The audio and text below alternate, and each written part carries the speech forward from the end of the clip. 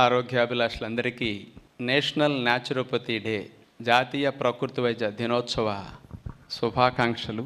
భారత ప్రభుత్వం వారు యోగాకి ప్రపంచవ్యాప్తంగా ఒక స్పెషల్ డే, యోగా డేగా గుర్తింపు తీసుకొచ్చి విశ్వవ్యాప్తం ఎట్లా చేశారో భారతీయులు కూడా ప్రకృతి వైద్య విధానాన్ని అలా తెలుసుకుని వాళ్ళ కుటుంబంలో ఒక భాగంగా చేసుకుని ఆరోగ్యంగా ఆనందంగా జీవించడానికి అవకాశం కలిగించే న్యాచురోపతిని నవంబర్ 18ని స్పెషల్ డేగా, న్యాచురోపతి డేగా గుర్తించడం జరిగింది. ఇది 7వ నేషనల్ న్యాచురోపతి డే ఈరోజు నవంబర్ 18. అంటే మీ అందరికీ కూడా అల్లోపతి, హోమియోపతి, ఆయుర్వేదం, యునాని, సిద్ధ ఇట్లాంటివన్నీ బాగా తెలుసు. కానీ అన్నిటికంటే అతి తక్కువ తెలుసు న్యాచురోపతి. అసలు అన్నిటికంటే మనిషి ఎక్కువ ఉపయోగించుకోవాల్సింది న్యాచురల్ క్యూర్నే. ఎందుకంటే ఇది న్యాచురల్ కాబట్టి. దీన్ని ఉపయోగించుకుంటే జీవితం ఎంత బాగుంటుంది అంటే, ఎప్పుడు నా ఎగ్జాంపులే మీకు చెప్తుంటాను. 30-35 సంవత్సరాల పైనుంచి మేము ఫాలో అవుతున్నందువల్ల ఎంత హాయిగా ఆనందంగా జీవించగలుగుతున్నాము అనేది. ఇప్పుడు మనందరం న్యాచురోపతిని ఈ మధ్యకాలంలో తెలుసుకుంటున్నాం. 100 years బ్యాక్ 1920లోనే మహాత్మా గాంధీ గారు వారికున్న అనారోగ్య సమస్యలు ఎందులోనూ తగ్గకపోతే న్యాచురోపతి విధానాన్ని ఆ రోజుల్లో ప్రారంభించి ఇక శరీరం వదిలే వరకు న్యాచురల్ క్యూర్ని వదలలేదు. వారికి కొత్త జీవితాన్ని, ఆరోగ్యాన్ని, మానసిక సాత్వికతను న్యాచురల్ క్యూర్ విధానం అనేది గాంధీ గారికి అందించినందువల్ల న్యాచురోపతి రుణం తీర్చుకోవాలని మహాత్మా గాంధీ గారు 1945లోనే పూణే దగ్గర ఉర్లికంచెల్లో న్యాచురల్ క్యూర్ హాస్పిటల్ ఆ రోజుల్లో పెట్టారు.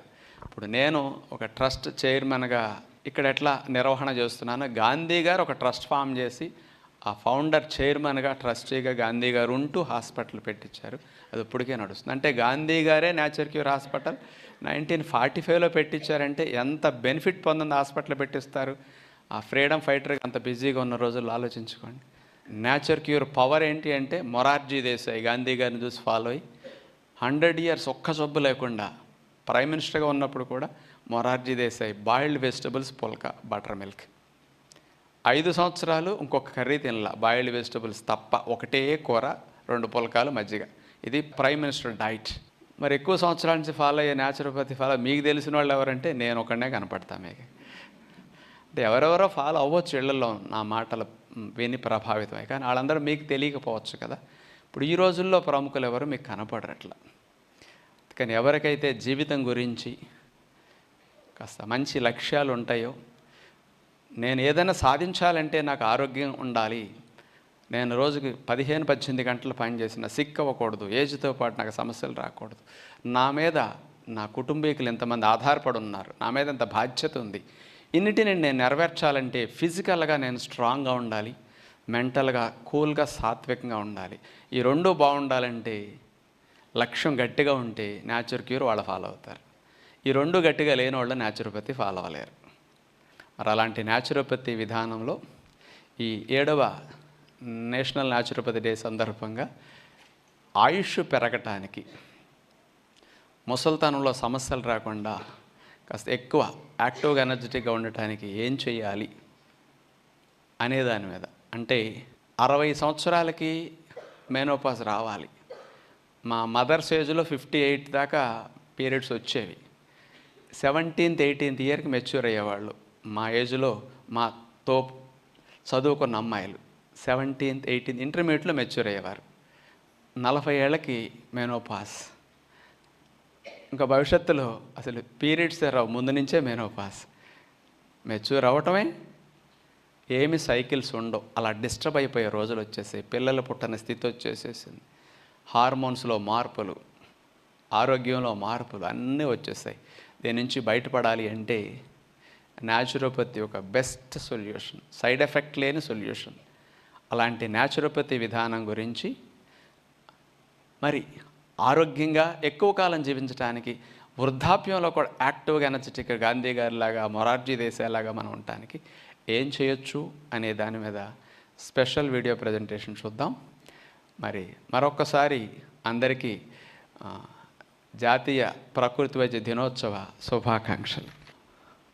ఇక్కడ ఇచ్చారు కదా, ఆరోగ్యకరమైన వృద్ధాప్యము మరియు దీర్ఘాయుష్షు. మనిషి ఆయుష్ 150 సంవత్సరాలు. 150 సంవత్సరాలు శరీరాన్ని పూర్తిగా వాడుకోగలగాలి. 150 సంవత్సరాలు అన్ని అవయవాలు పనిచేయాలి. అది ఆరోగ్యకరమైన వృద్ధాప్యం అంటే. అలా వాడుకున్నవారు మన దేశంలో ఉన్నారు, మన ఋషులు. అందుకని వాళ్ళందరూ ఫాలో అయింది నేచర్ చెప్పిన మార్గాన్నే. ఉపవాసం చేయటం, లంకణం చేయటం, న్యాచురల్ ఫుడ్ తినటం, రోజుకి ఏకభుక్తం చేయటం, ఒకేసారి ఆహారం. ఇవన్నీ న్యాచురోపతి ప్రిన్సిపల్స్. అవన్నీ ఋషులు ఆచరించి యోగా, ధ్యానం ఇవన్నీ చేస్తే దీర్ఘాయుష్షు మరియు ముసల్తనం కూడా ఆరోగ్యకరంగా ఉంటుందని రుజువు చేసిన దేశం భారతదేశమే. ఈ ప్రపంచంలో ఏ దేశంలోనూ అన్ని సంవత్సరాలు బ్రతికిన వాళ్ళు ఎవరు కనపడరు అసలు. అందుకని 140 ఏళ్ళు బ్రతికిన ఋషులు కళ్ళద్దాలు పెట్టుకోలేదు, పళ్ళు ఊడలేదు, చెవిటి మిషన్లు పెట్టుకోలేదు. ఎక్కడ కనపడవే ఇట్లాంటివన్నీ. 20 గంటల ధ్యానంలో కూర్చున్నారు 120, 130 సంవత్సరాల ఏజ్లో కూడా. దానికి కారణం ఏంటి అంటే జీవనశైలి. మరి ఇంత సైన్స్ అండ్ టెక్నాలజీ పెరిగిన ఈ రోజుల్లో మనం శరీరాన్ని సరిగా వాడలేకపోతున్నామంటే జ్ఞానం మనకి సరిగా పనిచేస్తుందా లేదా, సరైన కోణంలో ఉపయోగించుకుంటున్నామా లేదా ఒకసారి మనందరం ఆలోచించుకుంటే బాగుంటుందన్నమాట. మరి దీర్ఘాయుష్షు, ప్రతి ఒక్కళ్ళు ఎక్కువ కాలం జీవించాలి. మరి అట్లాంటి ఆరోగ్యం, ఆనందం మనకి రావాలి అంటే న్యాచురోపతి విధానంలో మరి ఆరోగ్యం ప్రసాదించేది ఎవరు అంటే మనందరం దేవుణ్ణి ప్రార్థిస్తుంటాం ఆరోగ్యాన్ని ఇవ్వమని. ప్రతిరోజు స్నానం చేసి దైవ మందిరానికి వెళ్ళి ఇంట్లోనూ పట్టం దగ్గర నుంచి అట్లా ప్రార్థనలు చేస్తుంటాం. కొంతమంది గురువులను ఆశీర్వదించమంటుంటారు, కొంతమంది డాక్టర్లను కూడా ఆరోగ్యాన్ని ఇవ్వమని అడుగుతుంటారు, దేవుడి దగ్గర విన్నవించుకుంటారు. మరి ఇవన్నీ ఆరోగ్యాన్ని ఇచ్చేటట్లయితే మనం అన్నీ చేస్తున్నాంగా, మరి అయినా ఆరోగ్యం రాలేదు అంటే అవి ఎంత ఆరోగ్యాన్ని ప్రసాదిస్తాయి అనేది మీకు ఈ పాటికి అర్థమైంది. కానీ వాస్తవంగా ఇవన్నీ ఆరోగ్యాన్ని ప్రసాదిస్తాయో లేదో మీ నమ్మకాలు. అది దాన్ని ఎవరు కాదంటానికి లేదు, మీ ఇష్టం అది. కానీ యథార్థాలు ఆరోగ్యాన్ని ప్రసాదించేవి ఇవి కాదు. బాడీలో ఉన్న ఆటోఫాగి మెకానిజం, మన బాడీయే మనకు ఆరోగ్యాన్ని ప్రసాదిస్తుంది. శరీరములో డిజైన్ ఉంది. ఆ ఆరోగ్యాన్ని ప్రసాదించే మెకానిజం ఆటోఫాగి అనేది ఏమిటో మీకు క్లుప్తంగా అర్థం కావాలి అంటే, మన శరీరాన్ని తీసుకుంటే అనేక అవయవాల యొక్క సముదాయము. ఇట్లాంటి అవయవాల యొక్క సముదాయం ఈ శరీరం. మరి ఈ అవయవాలన్నీ వేటి సముదాయము? కణాల సముదాయము. మైక్రోస్కోప్లో చూస్తే మాత్రమే కణం కనపడుతుంది. కంటితో చూడలేనంత చిన్న రూపము. కొన్ని కోట్ల కణాలు కలిస్తే ఒక అవయవం, కొన్ని అవయవాలు కలిస్తే ఈ శరీరం. అందుకని ఈ శరీరం మొత్తం 125 ట్రిలియన్ కణాల సముదాయము. 1 ట్రిలియన్ అంటే 1,00,000 కోట్లు. అలాంటిది 125 × 1,00,000 కోట్ల కణాల సముదాయము ఈ శరీరము. 125 ట్రిలియన్ కణాలంటే ఎన్ని కోట్ల కణాల సముదాయం. ఎగ్జాంపుల్కి తీసుకుంటే మనం ధరించిన వస్త్రం ఉంది, ఎన్నో దారాల పోగుల సముదాయము. దారాలను ఇట్లా అడ్డముగాను నిలువుగాను నేతగా నేస్తే ఈ వస్త్రం తయారైంది. ఆ నేత నేసినప్పుడు ఆ దారాల మధ్యలో గడులు, రంధ్రాలు ఉన్నాయి. కానీ మీ కంటికి వస్త్రం కనిపిస్తుంది కానీ దారాలు కనిపించట్లేదు, దారాల నేత కనిపించట్లేదు, దారాల మధ్యలో అమరికలో వచ్చిన రంధ్రాలు కనిపించట్లేదు. కానీ అవన్నీ ఉన్నాయి, కంటికి కనిపించినంత సూక్ష్మంగా ఉన్నాయి. అలాగే అవయవాలు కంటికి కనిపిస్తున్నాయి కానీ కణాలు మాత్రం కంటికి కనిపించవు. మన శరీరంలో ఇప్పుడు ఇది ఎర్ర రక్త కణము, తెల్ల రక్త కణాలు, ఇట్లా రకరకాలు. ఇక ఒక కణాన్ని మనం ఇక్కడ క్లోజ్లో చూస్తే తెలుస్తుంది. ఒక పుచ్చకాయని మనం అడ్డంగా నిలువుగా అట్లా కట్ చేసామనుకోండి, ఎలా ఉంటుంది? కణాన్ని అట్లా కట్ చేసాం. కంటితో చూడలేని చిన్న రూపము మైక్రోస్కోప్లో చూస్తే కనపడతాయి. మరి అలాంటి కణాల లోపల అసలు ఏం జరుగుతుంది? ఇప్పుడు కాస్త ఆలోచిద్దాం. అసలు ఆరోగ్యం కావాలి అంటే కణం గురించి తెలిస్తే తప్ప మీకు ఆరోగ్యం రాదు. కణాలు ఆరోగ్యంగా ఉంటే అవయవాలు ఆరోగ్యంగా ఉంటాయి, అవయవాలు ఆరోగ్యంగా ఉంటే మీరు ఆరోగ్యంగా ఉన్నట్లే. అందుకని ఆరోగ్యం కావాలనుకునే ప్రతి ఒక్కరికి వీటి గురించి అవగాహన రావాలంట నేను. జంతువులకి ఇలాంటి విషయాలు చెప్పక్కర్లా, ఎందుకంటే అవి తప్పు చేయవు. తప్పు చేసే మనుషులకి తప్పు చేయొద్దు అని చెప్పాలి అంటే అవగాహన కావాలి. ఇది పుచ్చకాయకి తొక్క ఎట్లా ఉంటుంది, ఇది కణ కవచము, సెల్ మెంబ్రెయిన్ అంటారు. దీని లోపల ఎరుపంతా గుజ్జు కదా మనకి, అలాగే కణం లోపల ద్రావకం, ఈ నీలం రంగుదంతా కూడా, ఆ ద్రావకంలో అనేక అవయవాలు తేలియాడుతూ ఉంటాయి అన్నమాట. సెంటర్లో న్యూక్లియస్ ఇది. ఈ న్యూక్లియస్లోనే డిఎన్ఏ, ఆర్ఎన్ఏ అవన్నీ మనం వినున్నాం పేర్లు, అవన్నీ ఇందులో ఉంటాయి. మైట్రోకాండ్రియల్ అంటారు. ఇవి శక్తిని ఉత్పత్తి చేసే కేంద్రాలు, ఎనర్జీ ప్రొడ్యూస్ చేసే జనరేటర్స్ ఇవి. ఇలాంటి కొన్ని వేల సంఖ్యలో ఉంటాయి కొన్ని కణాల్లో. నరాల కణాల్లో ఈ మైట్రోకాండ్రియన్లు లక్షల సంఖ్యలో ఉంటాయి, 16 లక్షలు ఉంటాయంట. అసలు కణమే కంటికి కనపడదు, అందులో ఇట్లాంటి 16 లక్షల నరాల కణాలు ఎనర్జీని ప్రొడ్యూస్ చేసేవి చూస్తే. లైసోజోమ్స్ అంటారు ఇవి. ఈ మున్సిపాలిటీ డిపార్ట్మెంట్ లాగా కణం లోపల క్లీనింగ్ చేస్తూ ఉంటాయి. ఇది ఎండోప్లాస్మిక్ రెక్టిక్యులం, ప్రోటీన్ సింథసిస్ చేయడానికి, ఇమ్యూనిటీకి, ఇట్లా అనేకం ఇంకా చాలా ఉంటాయి. కానీ క్లుప్తంగా చూస్తే ఇది. ఎందుకు వీటి గురించి అంటే, మన కణములోని జీవక్రియ, మెటబాలిజం జరుగుతూ ఉంటుంది. ఈ సెంటర్లో ఉన్న న్యూక్లియస్లో డిఎన్ఏ అని ఉంది కదా, ఇందులోనే రాసి ఉంటుంది మన నిర్మాణం అంతా. మన ఎత్తు, మన రంగు, మన రూపము, మన షేపు, మన జుట్టు, మన ఆరోగ్యము ఎక్కువ భాగం ఇందులో రాసి ఉంటాయి అన్నమాట. ఇందులో రాసినట్టే బయటకు వస్తుంది. మన ఈ శరీరం ఎవరి నుంచి వచ్చింది? తల్లిదండ్రుల నుంచి వచ్చింది. కేవలం తల్లిదండ్రుల పోలికలే ఉంటాయా? కొందరికి తల్లి జీన్స్ ఎక్కువ ఉంటాయి. అమ్మని చూస్తే పిల్లని చూడక్కర్లా, పిల్లని చూస్తే అమ్మని చూడక్కర్లా, అచ్చుకుద్దినట్టు అట్లా ఉంటారు కొంతమంది. కొంతమందికి అబ్బ పోలికలు సగం, అమ్మ పోలికలు సగం ఉంటాయి, చెరు సగం ఉంటాయి. ఇద్దరు పోలికలు పిల్లల్లో తెలుస్తాయి. కొంతమందికి మేనత్తల పోలికలు ఉంటాయి, అంటే మేనత్తల స్టాంపులు పడతాయి. కొంతమందికి మేనమామల స్టాంపులు, కొంతమందికి తాతల ఈ జేజులు స్టాంపులు పడతాయి. చెప్పాను కదా అన్నీ. ఎగ్జాంపుల్కి ముందు ఎత్తు చూద్దాం. ఎగ్జాంపుల్ నాది ఎత్తుకి. నేను 5-5.5 అడుగుల ఎత్తు, అంటే నేను పొట్టి. ఎందుకు పొట్టి సత్యనారాయణ రాజు అంటే, మా నాన్నగారి పేరే పొట్టి రామరాజు. మరి పొట్టి రామరాజు కడుపున పొడవ సత్యనారాయణ రాజు ఎట్టా పుడతాడు చెప్పండి?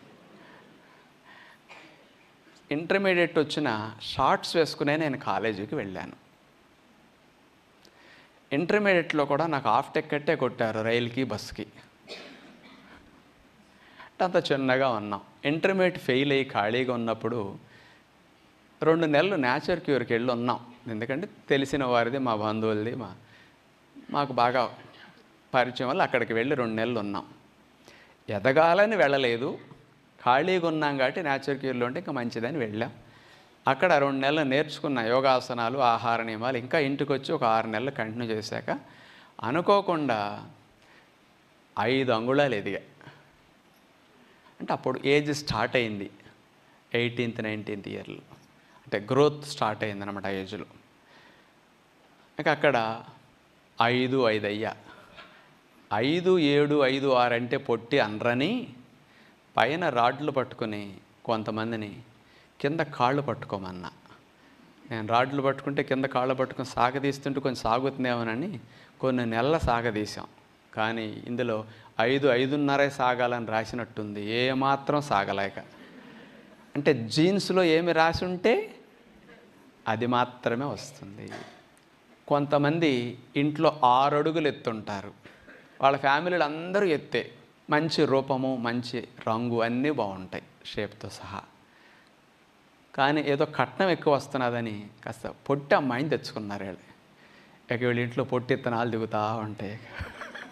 పాపం ఎన్నో తరాల నుంచి ఎవ్వరూ లేరు, కానీ ఒక్క రాంగ్ స్టెప్ వేసినప్పుడు చూడండి జీన్స్లు అట్లాంటి మారిపోతాయి అన్నమాట. తెలియదు ఎవరికి అట్లా వస్తాయి. కారణం ఏంటంటే వాళ్ళ జీన్స్, అందుకని దాన్ని మార్చలేము.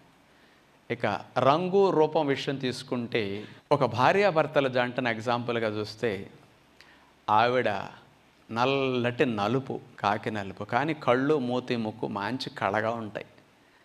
ఆయన ఎర్రటి ఎరుపు, కానీ తప్ప ముక్కు సట్టిముత అస్సలు బాగోడు. వీళ్ళిద్దరూ జంట. మొత్తానికి గర్భం వచ్చింది. వీళ్ళిద్దరూ కూర్చొని ముచ్చట్లు ఆడుకుంటున్నారు పుట్టబోయే వాళ్ళ గురించి. ఆవిడ అంటుంది, ఏమండి పుట్టబోయే బిడ్డకి మీ రంగు రావాలండి, నా రూపం రావాలండి అంది ఆవిడ. కొంతమంది అట్లా అనుకున్నట్టు ఆయన ఎరుపు వచ్చి ఈవిడ రూపం వచ్చి బంగారం లాంటి బిడ్డలు పడతారు. ఒక్కొక్కసారి ఇవి రివర్స్ అవుతాయి. ఈవిడ నలుపు ఆయన తప్పలో కలిసి దిగుతాయి. అసలు పెళ్ళిళ్ళు అవటం కూడా మహా కష్టం. అదే అందుకని ప్రపంచ సుందర కడుపున సుందరి అట్లా పుట్టడం అనేది మన సహజంగా చూడం. అందుకని ఎవరి జీన్స్ ఎట్లా వస్తాయి అనేది మనకు తెలియదు. అందుకనే 7 తరాలు ఆలోచించి పెళ్లి చేసుకోవటం అనేది పూర్వం రోజుల్లో ఉన్న సిద్ధాంతం ఎంత గొప్ప సిద్ధాంతం చూడండి. ఏమీ టెక్నాలజీ లేని రోజుల్లోనే మన ఋషులు అలాంటి విజ్ఞానాన్ని భారతదేశానికి ఇచ్చారు. అందుకని ఎత్తు, రంగు, రూపం ఇవన్నీ ఇట్లా ఉంటాయి అన్నమాట. షేప్ ఇవన్నీ. జుట్టు కొంతమందికి రింగులు జుట్టు సాయిబాబా గారి లాగా ఉంటుంది. కొంతమందికి నక్కులు టోల్గేట్ల దగ్గర 5-6 స్పీడ్ బ్రేకర్లు ఎట్లా ఉంటాయి చూసారా, అలాంటి నక్కులు ఉంటాయి.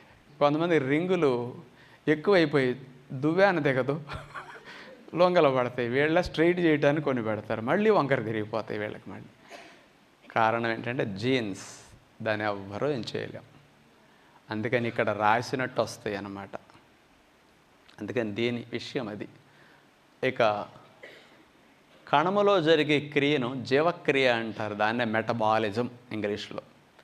ఏమి జరుగుతుంది, ఎందుకు దీనంతా చెప్పుకుంటున్నామంటే, ఇప్పటికైనా ఆలోచించి పెళ్లి చేసుకునేటప్పుడు కాస్త మంచి ఆరోగ్యకరమైన జీన్స్ ఉన్నవాళ్ళు, వాళ్ళ ఫ్యామిలీ, వాళ్ళ గుణాలు ఏంటి, వాళ్ళ ఆరోగ్యం ఏంటి, అన్నీ ఇట్లాంటివి చూసుకోవటం అనేది చాలా మంచిది. మన ఫ్యామిలీలో కూడా అందరూ హెల్దీగా ఉంటే అట్లాంటివి వస్తాయి కాబట్టి.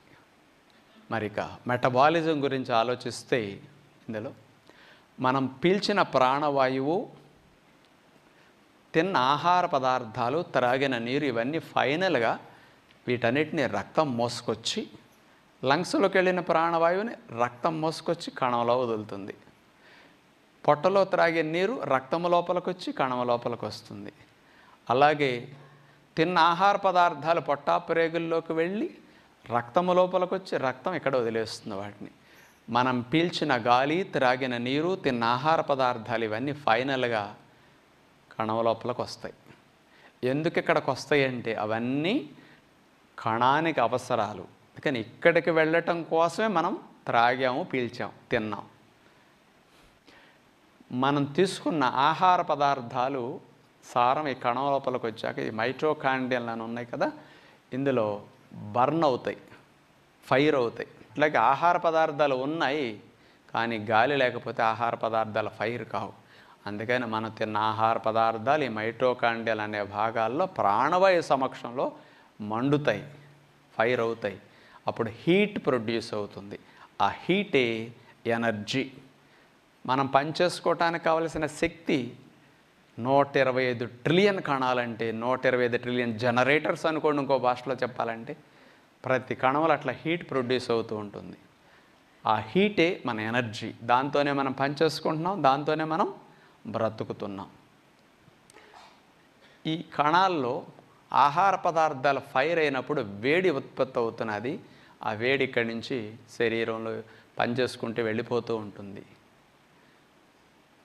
గాలి, నీరు, ఆహార పదార్థాల కణాలలోకి వచ్చి ఫైర్ అయి శక్తిని ఉత్పత్తి చేసి శక్తి వెళ్ళిపోవటం, వేస్ట్ మెటీరియల్స్ బయటకు పోవటం. ఈ ప్రక్రియనే మెటబాలిజం అంటారు. తెలుగులో జీవకార్యము లేదా జీవక్రియ, ఇంగ్లీష్లో మెటబాలిజం. మనం తిన్న ఆహార పదార్థాలు ఈ కణం లోపలికి వచ్చి ఫైర్ అవుతాయి. ఈ ఫైర్ అయినప్పుడు పొయ్యిలో బొగ్గు బూడిద వ్యర్థం ఎట్లా మిగులుతుందో, మన కణాల లోపల కూడా బొగ్గు బూడిద లాంటి వేస్ట్, సాలిడ్ వేస్ట్ మెటీరియల్స్ కొన్ని విడుదలవుతాయి. అవి బయటికి పోవాల్సిందే. అందుకని మనం తీసుకున్న ప్రాణవాయువు ఇక్కడికి వచ్చి హీట్ ప్రొడక్షన్కి, ఎనర్జీ ప్రొడక్షన్కి ఉపయోగపడిన తర్వాత కార్బన్ డైఆక్సైడ్ తయారవుతుంది. ఆ కార్బన్ డైఆక్సైడ్ మళ్ళీ బ్లడ్లోకి వచ్చి లంగ్స్లోకి వస్తే మనం వదిలే వాయువులో పెట్టి లంగ్స్ బయటికి పంపించేస్తాయి. కానీ మనం విసర్జించే కార్బన్ డయాక్సైడ్ తయారైంది కణము లోపల. అది వెళ్ళేటప్పుడు మంచి వాయువు తీసుకుంటున్నాం, వచ్చేటప్పుడు చెడ్డ వాయువుని వదిలేస్తున్నాం. మనం తిన్న ఆహార పదార్థాలు కణాల లోపలికి వచ్చి హీట్ని ప్రొడ్యూస్ చేసిన తర్వాత ఇక్కడ సాలిడ్ వేస్ట్ మెటీరియల్స్ కొన్ని విడుదలవుతుంటాయి. పొయ్యిలో బొగ్గు బుడిదలాగా ఆ వేస్ట్ మెటీరియల్స్ మళ్ళీ వేరే డ్రైన్స్ ద్వారా బయటకు వచ్చేసి మోషన్ రూపంలో బయటకు వెళ్ళాలి. సాలిడ్ వేస్ట్గా అట్లా బయటకు వెళ్ళిపోతుంది. మనం త్రాగిన నీరు కణం లోపలికి వచ్చిన తర్వాత ఏం చేస్తుందంటే ఇక్కడ రేడియేటర్లో నీరు ఇంజిన్ యొక్క వేడి పెరగకుండా రెగ్యులేట్ చేయడానికి ఎలా ఉపయోగపడుతుందో మన శరీరం లోపల కూడా మనం త్రాగిన నీరు ఈ కణం లోపలికి వచ్చి కూలింగ్ ఇవ్వడానికి ఉపయోగపడుతుంది. మన కణాల లోపల టెంపరేచర్ 98.4 ఫారెన్హీట్ డిగ్రీస్ ఉండాలి. దీనికంటే పెరగకుండా అంటే ఇంజిన్ వేడెక్కకుండా అన్నట్ల అక్కడ నీళ్లు రేడియేటర్లో కూలింగ్ ఇచ్చినట్టే కణాల్లో నీరు అట్లా కూలింగ్ ఇచ్చి రెగ్యులేట్ చేస్తాయి. అందుకని టెంపరేచర్ మెయింటెనెన్స్కి నీళ్లు కావాలి. ఇక్కడ 3 విషయాలు అవసరాలు: వాయు రూపంలో ప్రాణవాయువు, ద్రవ రూపంలో నీరు, ఘన రూపంలో ఆహారం. ఈ 3 అవసరాలు కణానికి శక్తిని ఉత్పత్తి చేయడానికి. ఈ 3టిని కణం వాడుకుని ఎనర్జీని ప్రొడ్యూస్ చేస్తున్నది. ఆ ఎనర్జీ ఇక్కడి నుంచి వెళ్ళిపోతున్నది, మనం పని చేసుకుంటున్నాం, బ్రతుకుతున్నాం. వేస్ట్ రిలీజ్ అవుతున్నది, ఆ వేస్ట్ మళ్ళీ ఇక్కడి నుంచి బయటికి వెళ్ళాలి. వాయు రూపంలో కార్బన్ డయాక్సైడ్ గాను, ద్రవ రూపంలో మూత్రం చెమటగాను, ఘన రూపంలో మలముగాను, అట్లా 3 రూపాల్లో బయటకు పోవాల్సిందే. అవసరాలు 3: వాయు రూపంలో ప్రాణవాయువు, ద్రవ రూపంలో నీరు, ఘన రూపంలో ఆహారం. అనవసరాలు 3: వాయు రూపంలో కార్బన్ డయాక్సైడ్, ద్రవ రూపంలో మూత్రం చెమట, ఘన రూపంలో మలం. అందుకని రాకల 3, పోకల 3. రాకలు పోకలు సమానంగా ఉంటే ఈజ్ ఆరోగ్యము. అలా వచ్చిన చెడు వచ్చినట్టల్లా వెళ్ళిపోయి శరీరం నుంచి, ఇంట్లో నుంచి మురుగు కాలవలకి ఊళ్ళోకి బయటికి వెళ్ళిపోతే ఇల్లు ఎట్లా ఉంటుందో శరీరం లోపల ఈ కణాల్లోంచి బయటికి వెళ్ళాలి. కణాల లోపల నుంచి వెళ్ళి బ్లడ్లోకి వెళ్ళి బ్లడ్లో నుంచి మళ్ళీ చెమట ద్వారా, మూత్రం ద్వారా, మలము ద్వారా, వాయు రూపంలో కార్బన్ డయాక్సైడ్ అన్ని రూపాల్లో బయటికి పోవాలి. ఇవన్నీ బాగా బయటికి వెళుతుంటే మీ లోపల రాకలు పోకలు బాగున్నట్లే. అప్పుడు కణ లోపల వాతావరణం పరిశుభ్రంగా ఉంటుంది. పరిశుభ్రతగా ఉంటే ఏమి లక్షణాలు ఉంటాయి కణాల లోపల, అపరిశుభ్రతగా ఉంటే ఏమి లక్షణాలు వస్తాయి కణాల లోపల, ఒకసారి ఆలోచిద్దాం. ఎవరికైతే ఉదయం పూట నిద్ర లేచిన వెంటనే నాలుక మీద పాచి మందంగా ఎక్కువ పట్టి తెల్లగా ఉంటున్నాదో, ఆ నోరు జికటగా ఉంటున్నాదో, నోరు అపరిశుభ్రతగా ఉంటున్నాదో, ఇలాంటి వాళ్ళకి నోట్లోనూ మరియు పొట్ట ప్రేగుల్లోనూ ఈ జీర్ణ వ్యవస్థ అంతట్లోనూ నోట్లోనూ చెడ్డ సూక్ష్మజీవులు ఎక్కువ ఉన్నట్టు గుర్తు. అంటే వీళ్ళ ఈ భాగాల కణాలన్నీ కాలుష్యంతో ఎక్కువ ఉన్నాయి అని ఇక్కడ కోటింగ్ అపరిశుభ్రత గుర్తు. నోట్లో కొద్దిగా స్మెల్ ఇవన్నీ కూడా. ఇక రెండోది, మూత్రం పోసినప్పుడు మూత్రం వాసన వస్తున్నదా ఘాటుగా, చెమట పట్టినప్పుడు చెమట దుర్వాసన అనిపిస్తున్నదా బట్టలకైనా సాక్స్కైనా, వాళ్ళ చర్మ కణాలన్నీ అపరిశుభ్రతగా ఉన్నట్టు గుర్తు. మరి ఇవన్నీ వాసనలు వస్తే మన లోపల పరిశుభ్రత కణాల్లోనూ లేదు, అవయవాల్లోనూ లేదు, విసర్జక అవయవాల్లో కూడా లేదు అని అర్థం. మరి ఇవన్నీ వాసనలు జనాలకు వస్తుంటాయా రావా మీరు చెప్పాలి. ఇప్పుడు ఏ వయసు వారికి రావు, అసలు ఏ వయసు వారికి వస్తాయి, లేదా అందరికి వస్తాయా కామన్గా ఈ వాసనలన్నీ? ఇవన్నీ ఉంటాయా ఉండవా?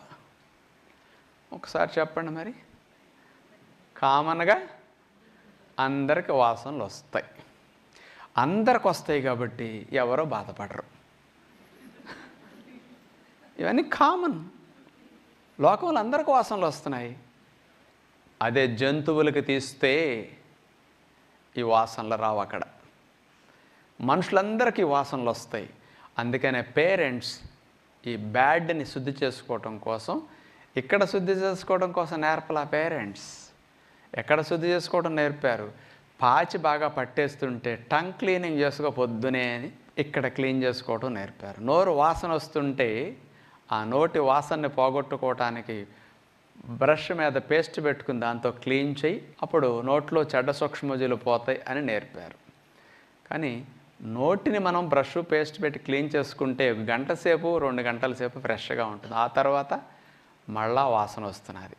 అందుకని ఆ వాసన ఆ అపరిశుభ్రతను పోగొట్టుకోవటం కోసం నెక్స్ట్ ఏం చెప్పారు?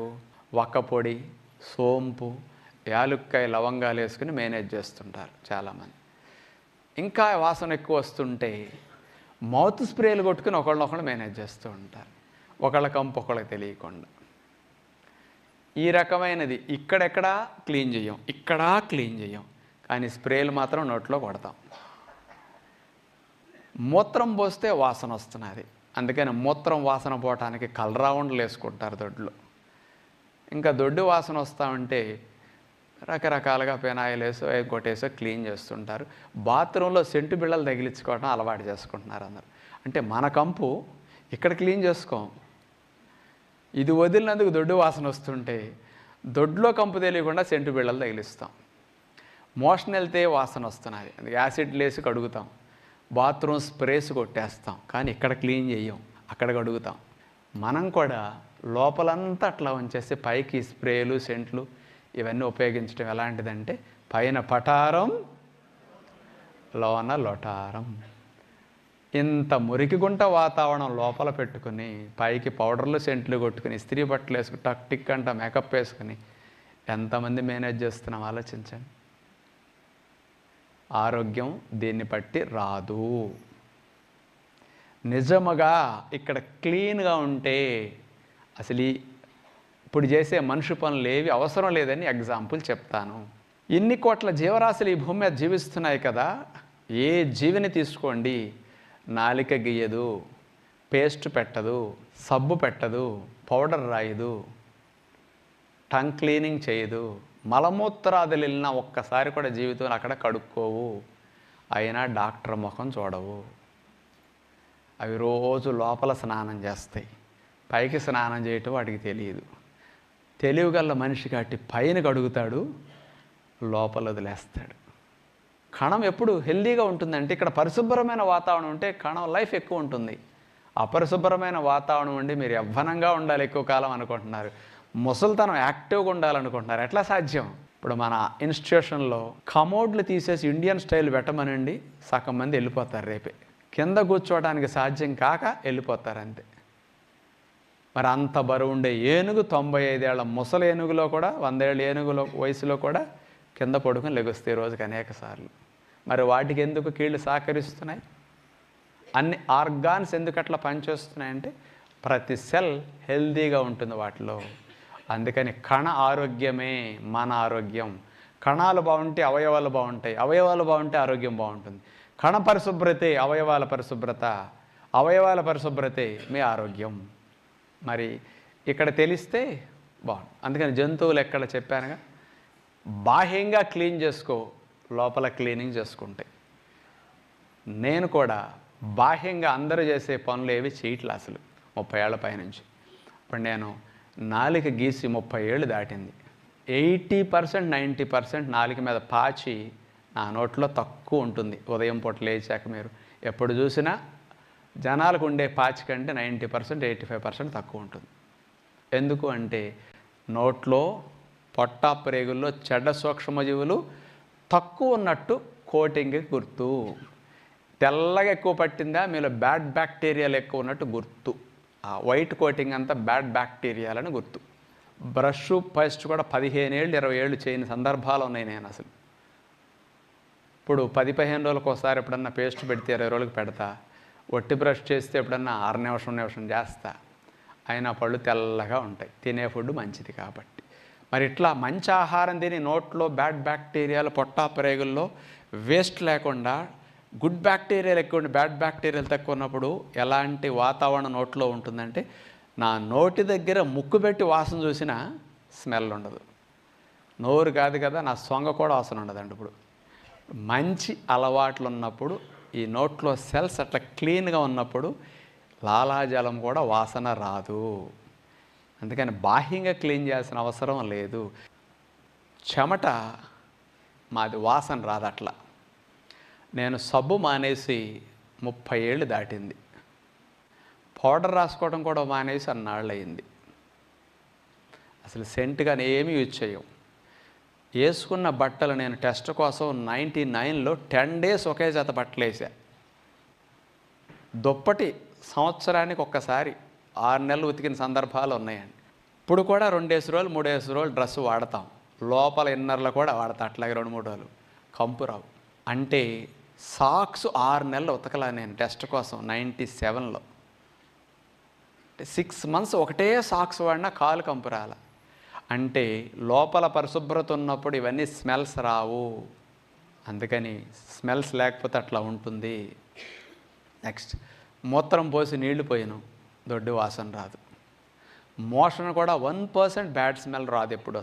అస్సలు 10-15 సంవత్సరాలు 20 ఏళ్లలో ఒక్కరోజు కూడా గ్యాస్ వాసన అనేది ఒక్కరోజు కూడా చూద్దామన్నా ఇన్ని సంవత్సరాల్లో మళ్ళీ ఒకరోజు సంవత్సరంలో కాదు అక్కడ స్మెల్ రాదు. ఎందుకంటే గుడ్ బ్యాక్టీరియాలు ఎక్కువ ఉండి బ్యాడ్ బ్యాక్టీరియాలు బాగా తక్కువ ఉన్నప్పుడు గ్యాసెస్ అసలు వాసన రావు ఎప్పటికీ. జాంకాయ కొన్నాం, తినేయటమే అట్లా. ఖర్జూరం తినట్టు పురుగు వస్తుంది, దులుపుకుంటూ తినేస్తా. అందరూ పాటించే పరిశుభ్రతలు ఏం పాటించకపోయినా ఎక్కడ పడితే ఏ నీళ్ళు దొరికితే ఆ నీళ్ళు తాగేస్తాను నేను. ₹1 పెట్టి మినరల్ వాటర్ ఈ రోజుకి తాగల. కానీ ఇన్ని సంవత్సరాల నుంచి మేము బాహ్యమైన పరిశుభ్రతను పక్కన పెట్టి కణాల లోపల పరిశుభ్రంగా ఉండే అలవాట్లు ఫాలో అవటం వల్ల మరి లూజ్ మోషన్స్ 30 ఏళ్ళలో ఒకరోజు అవ్వలేదు, వామిటింగ్స్ ఒకరోజు అవ్వలేదు, సీజనల్గా అటాక్స్ వచ్చి సిక్ అవ్వటం అనేది అసలు లేదు. మరి ఇన్ని సంవత్సరాల్లో ఒక మందు బిళ్ళ మింగటం, హాస్పిటల్కి వెళ్ళటం, ఒక రోజు 2 రోజులు మంచం మీద పడుకోవటం అసలు తెలియదు. 30 ఏళ్ల క్రితం 18 గంటలు 20 గంటలు రోజు పని చేసాం. ఇప్పటికీ 18 గంటలు 20 గంటలు పని చేయగలుగుతున్నాం అట్లా. అందుకని న్యాచురోపతి విధానం అనేది ఇక్కడ మీకు ఎంత హెల్ప్ చేస్తుందో తెలుసా? వృద్ధాప్యంలో ఈ కాన్సెప్ట్ ఈ సంవత్సరం ఇచ్చింది. వృద్ధాప్యంలో హ్యాపీగా ఉండాలి, ఆయుష్ పెరగాలి. సెల్ లైఫ్ పెరిగితే అవయవాల లైఫ్ పెరుగుతుంది, అవయవాల లైఫ్ పెరిగితే మీ లైఫ్ పెరుగుతుంది. అందుకని మూలం ఇక్కడ. అందుకని ఇక్కడ క్లీనింగ్ చేసుకోవాలి మీరు, ఇక్కడ మంచి పోషణ చేయాలి, ఇక్కడ వాతావరణం మంచిగా ఉంచుకోండి అంట. అందుకని దీన్ని క్లీన్ చేసేది న్యాచురోపతి. ఇప్పుడు మీరు అందరూ ఇంతమంది ఇన్స్టిట్యూషన్లో ఉండే ట్రీట్మెంట్స్ తీసుకుంటున్నారు, ఫాస్టింగ్ చేస్తున్నారు. మీకు ఇక్కడ ఇచ్చే ట్రీట్మెంట్స్ ఎనీమా, కాలన్ థెరపీ, ఇవన్నీ కూడా మలం ప్రేగుని క్లీన్ చేయడానికి, ప్రేగుల్లో డీటాక్స్ చేయడానికి అవి ఉపయోగపడతాయి. ఇక యూరిన్ ద్వారా వేస్ట్ క్లీన్ చేయడానికి టబ్ బాత్, హిప్ బాత్, జాకూజీ, మరి రకరకాలుగా అండర్ వాటర్ మసాజ్, ఇట్లాంటి ట్రీట్మెంట్స్ అన్నీ కూడా, లివర్ ప్యాక్, కిడ్నీ ప్యాక్, ఇవన్నీ కూడా యూరిన్ ద్వారా వేస్ట్ బయటకు వెళ్ళడానికి ఇచ్చే న్యాచురల్ ట్రీట్మెంట్స్. ఇక్కడ మీకు అన్నీ ఇస్తారు ఇట్లాంటివి. చర్మాన్ని శుద్ధి చేయడానికి massage, partial massage, vibro massage ఇట్లాంటివి చేసి, steam bath, sauna bath, infrared bath, అట్లాగే sand bath, sun bath, mud bath, chromo bath, vitamin D bath, ఇట్లా రకరకాల ట్రీట్మెంట్లన్నీ చెమట రూపంలో వ్యర్థాలన్నీ బయటికి డ్రైన్ అవ్వడం కోసం ఇచ్చే న్యాచురల్ ట్రీట్మెంట్స్ అనమాట.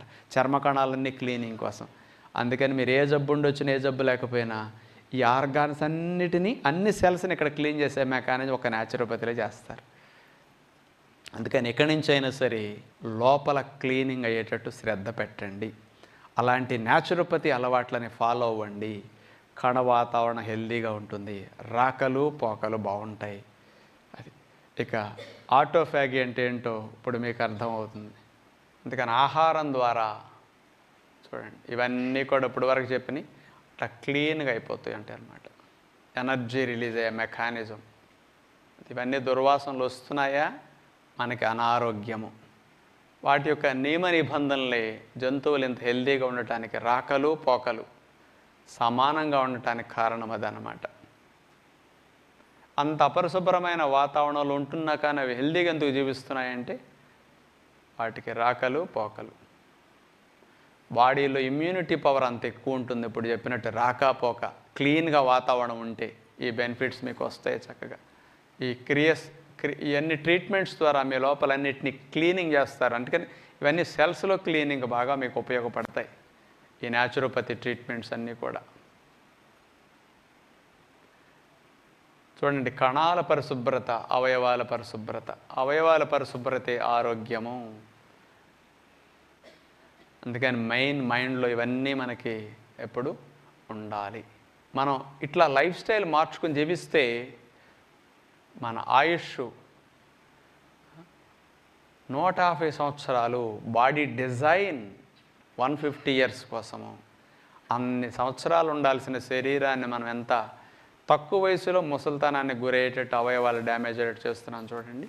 అది ఇప్పుడు వరకు చెప్పుకున్నంతా అది. ఇక ఆటోఫాగి, ఆరోగ్యాన్ని ప్రసాదించే మెకానిజం అన్నాం కదా. ఆటోఫాగి అంటే ఏమిటో చూస్తే, కణములోని అవసరము లేని పనికిరాని పదార్థాలను కణమే తినే ప్రక్రియ. కణములో పనికిరాని పదార్థాలను కణమే తిని క్లీన్ చేసేసుకుంటుంది. Auto cleaning, auto repairing mechanism ప్రతి కణములో ఉంటుంది. దీన్ని ఆటోఫాగి అని నామకరణం చేశారు సైంటిస్టులు. ఇప్పుడు పనికిరాని వ్యర్థాలని, అవసరం లేని పనికిరాని వాటిని కణం ఎలా తింటుందని, వేస్ట్ కదా, బాగోదు కదా అనొచ్చు మీరు. బాగోపోయినా తినటం అనేది న్యాచురల్లా అనేది ఒక ఎగ్జాంపుల్ చెప్తా. కుక్కకి 7-8 పిల్లలు పుడతాయి. కుక్క తన పిల్లలకు బయట వాటి కనపడకూడదని గోతులు ఎక్కడో చాటును పెట్టేస్తుంది. ఆ పిల్లలు కూడా మట్టిలో పెట్టేస్తుంది. ఆ పిల్లలకి 16 రోజులు కళ్ళు తెరవటానికి లేదు ఛాన్స్. 16 రోజులు మట్టిలో పడుకుని దొల్లుతూ ఉంటాయి, అక్కడే పాలు తాగుతూ ఉంటాయి, అక్కడే మలమూత్రాదులు విసర్జిస్తూ ఉంటాయి. మరి అంత చంటి పిల్లలు మలమూత్రాదులు వెళ్ళి మట్టిలో పడుకుని దొల్లుతూ ఉంటే ఎన్ని ఇన్ఫెక్షన్స్ రావాలి? అంత లేత చర్మానికి అంటుకుంటాయి కదా ఇవన్నీ. అంత చిన్న పిల్లలు మరి ఎట్లా జీవిస్తున్నాయంటే ఆ అపరిశుభ్రతలో. కారణం ఏంటి అంటే, ఆ 8 పిల్లలు పుట్టిన తర్వాత మలమూత్రం రోజుకి 5-6 సార్లు మోషన్లు వెళ్తాయి, 10 సార్లన్నా మూత్రం పోస్తాయి పిల్లలు. మరి ఎన్ని దురదలు రావాలి, ఎంత ఇన్ఫెక్షన్ రావాలి, ఎవరు క్లీన్ చేస్తారు? మరి ఒక పిల్లోడికి ఎంతమందా? మరి 8 కుక్క పిల్లలకి ఎంతమంది చూడాలండి అక్కడ? ఎలా రక్షిస్తాయి అంటే, తల్లి కుక్క ఏం చేస్తుందంటే ఆ మలాన్నంతా పిల్లలు వదిలిన తర్వాత తినేస్తుంది. తినకపోతే పిల్లలు చస్తాయి. మలం బాగుంటుందా అంటే బాగోదు. బాగోపోయినా ఎందుకు తింటాయి అంటే పిల్లల లైఫ్ కోసం తినాలి అక్కడ. అందుకని పిల్లలు పుట్టిన తర్వాత విసర్జించే మలాన్ని తినేసి, ఆ మూత్రం ఒంటికైతే దాన్ని శుభ్రంగా నాకేసి, మనవాడికి 2 సార్లు స్నానం చేపిస్తాం, 2 సార్లు పౌడర్ రాస్తాం. కానీ కుక్క తన పిల్లలకి 5-6 సార్లు స్నానం చేస్తుంది రోజుకి. ఎలా స్నానం చేయిస్తుంది అనొచ్చు. మనకు కాచలార్చే నీళ్లు, దానికి సొంగే, లాలాజలం. అందుకని కింద నుంచి పైదాకా నాలుగు పెట్టి సొంగబెట్టి శుభ్రంగా నాకేసేసి క్లీన్ చేసేస్తుంది. లాలాజలంలో antiviral, anti bacterial, anti inflammatory, ఇవన్నీ యాంటీ ఫంగల్ అన్నీ లాలాజలంలో ఉంటాయి. అందుకనే పూర్వం రోజుల్లో లాలాజలం పవర్ మన పూర్వీకులు తెలుసుకుని ఎప్పుడన్నా టక్కన ఏలు ఇక్కడ తెగింది అనుకోండి, టక్కన తీసుకెళ్ళి నోట్లో పెట్టుకునేవాళ్ళు. సొంగ తీసుకెళ్ళి పూస్తే క్రిములు వస్తాయని మన సొంగ తీసుకెళ్ళి ఇంకోళ్ళు పూస్తే లేనిపోని వస్తాయి. అందుకని ఎవరి దాళ్ళకి పనికి వస్తున్నప్పుడు మంద ఇంకోళ్ళకి పనికిరా. అంటే యాంటీ సెప్టిక్ ఇది. అందుకని క్రిములు చంపే మెకానిజం లాలాజలంలో ఉంటుంది. అందుకని కుక్క తన పిల్లలకి అట్లా క్లీన్ చేయటం, మలమూత్రాలు తినేస్తుంది. అక్కడ బాగోపోయినా తినేయటం నేచర్లో భాగం. పిల్లలు నడిచే వరకు తింటున్న తర్వాత కుక్క పిల్లల మలానికి తినటం ఆపేస్తుంది, క్లీన్ చేయటం ఆపేస్తుంది. చంటి స్థితిలో అట్లా చేస్తుంది. బాగోపోయినా తినటం అక్కడ ఎట్లా జరుగుతున్నదో మన శరీరం కూడా అవసరము లేని పనికిరాని పదార్థాలన్నిటినీ కణమే తినేసేటట్టు డిజైన్ ఇవ్వటం జరిగింది. అందుకని చక్కగా కణమే క్లీన్ చేసుకుంటుంది. ఈ ప్రక్రియని ఆటోఫాగి అన్నారు. ఆటోఫాగి వేటిని తింటుంది? అనవసరమైన లేదా పనిచేయని భాగాలు, పాతవి మరియు పాడైపోయిన భాగాలను తొలగించి వాటి ప్లేస్లో కొత్త వాటిని పునరావృతం చేస్తుంది. ఈ మెకానిజం ఆటోఫాగి. ఈ ఆటోఫాగి 3 రకాలు: macro autophagy, micro autophagy, CM autophagy. ఇట్లా 3 రకాలని విభజించటం జరిగింది. ఈ 3 రకాలుగా సెల్ తన తాను క్లీనింగ్, తన తాను రిపేర్ చేసుకుంటుందని ఇవ్వటం జరిగిందనమాట. ఈ మ్యాక్రో ఆటోఫాగి విషయానికి వస్తే ఏం జరుగుతుందో చూద్దాం ఇక వీడియోలో. ఇదిగో కణము లోపల పనికిరానివి చెడిపోయినవి అన్నిటిని అట్లా కట్టగట్టేసి ఒక గుంపు ఒక చోటకి చేర్చి దీన్ని అంతటినీ అట్లా కలెక్ట్ చేసి బయటికి. ఇప్పుడు కూడా చూడండి, మన ఇంట్లో ఒక డస్ట్బిన్ పెట్టుకుంటాం.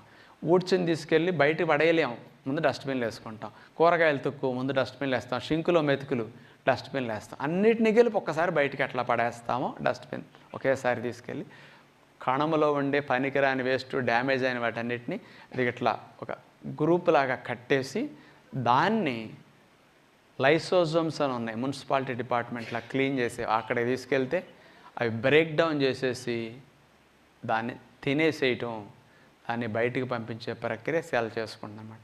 అందుకని బాడీ లోపల ప్రతి కణములు అట్లా క్లీనింగ్ చేసుకుంటాయి. ఇది మైక్రో ఆటోఫాగి. మైక్రో ఆటోఫాగి కణం లోపల ద్రావకం ఉంది, ఇంజిన్ లోపల ఇంజిన్ ఆయిల్ లాగా ఇది కూడా చిక్కగా అయిపోతుంది కొన్ని రోజులకి. ఇంజిన్ ఆయిల్ చిక్కన అయ్యాక జిగురు తగ్గుతుంది, రజన పెరుగుతుంది, స్మూత్గా ఇంజిన్ ఉండదు. అందుకని ఇంజిన్ ఆయిల్ మారుస్తాం.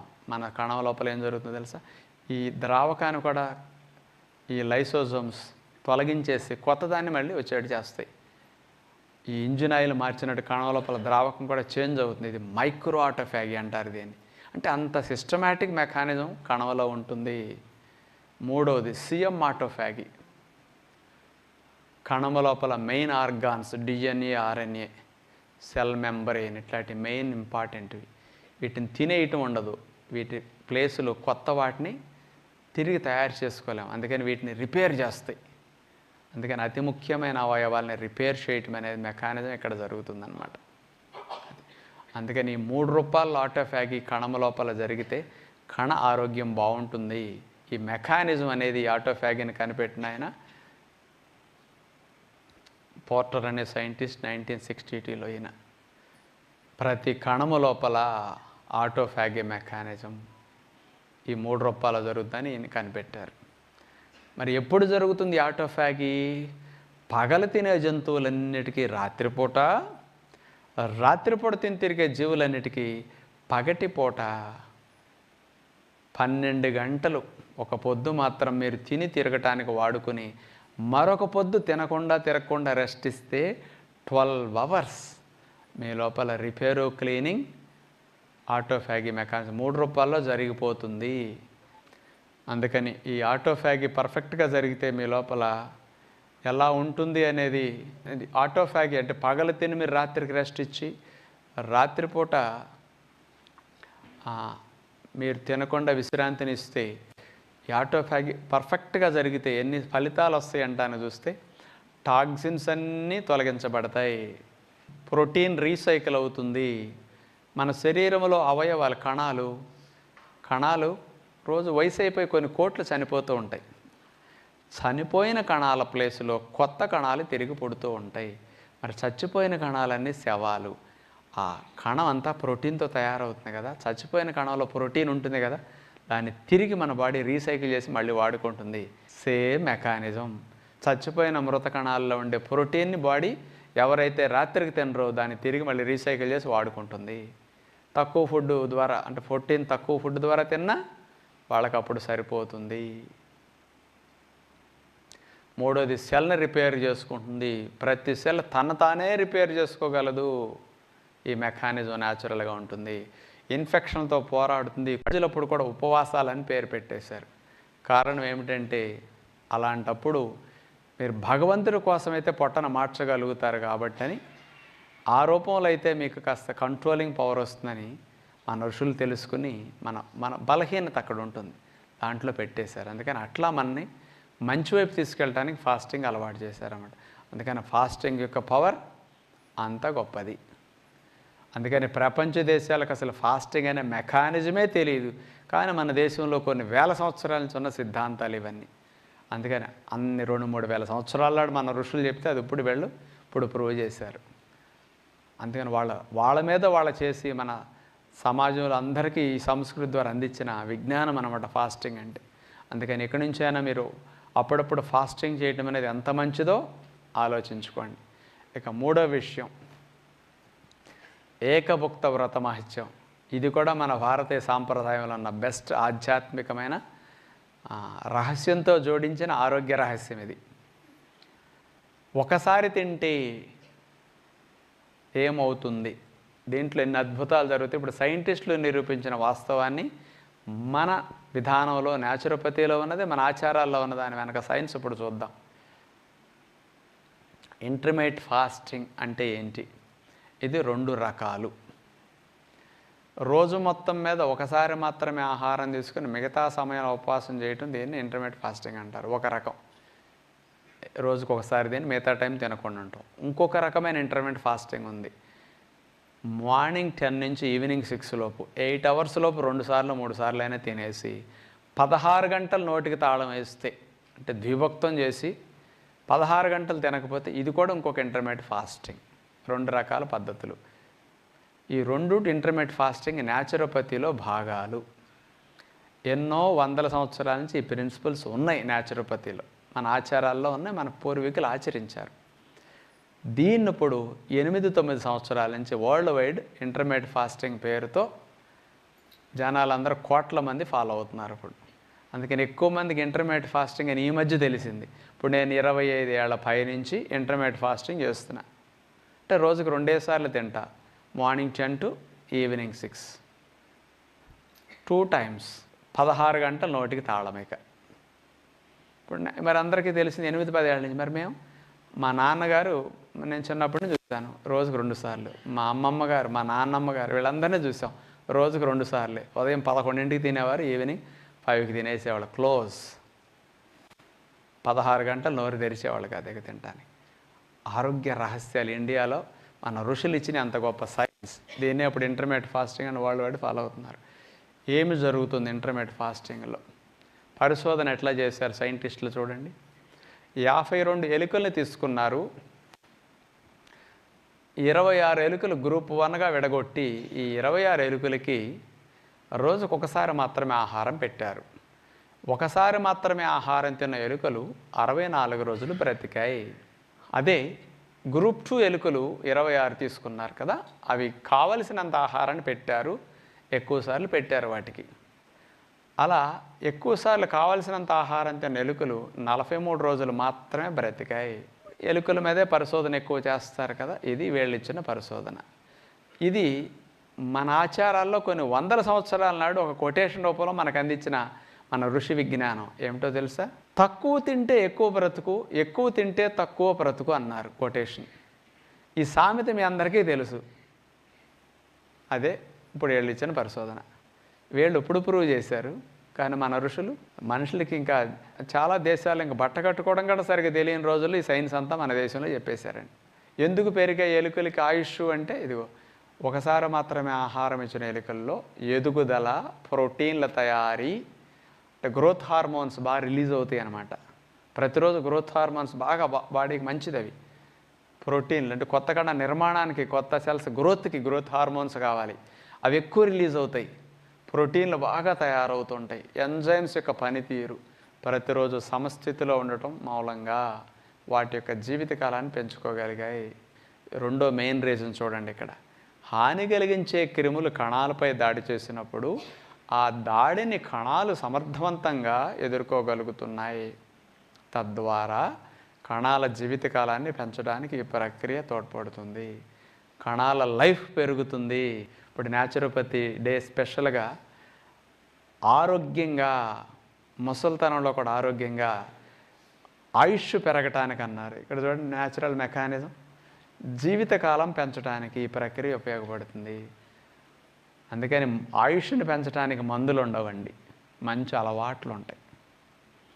అందుకని మెయిన్ ఇంటర్మీడియట్ ఫాస్టింగ్ మన ఋషులు ఎలా ఇచ్చారంటానికి కొటేషన్ వాళ్ళ ఎగ్జాంపుల్లో చూద్దాం. చూడండి, ఇది ప్రూవ్ చేసిన వాళ్ళు చూడండి. ఇన్స్టిట్యూట్ ఆఫ్ ఏజింగ్, USA 1982లో ఎలుకల మీద చేసిన పరిశోధన. వీళ్ళు 50% ఆయుష్ పెరిగింది ఏకభుక్తం చేస్తే.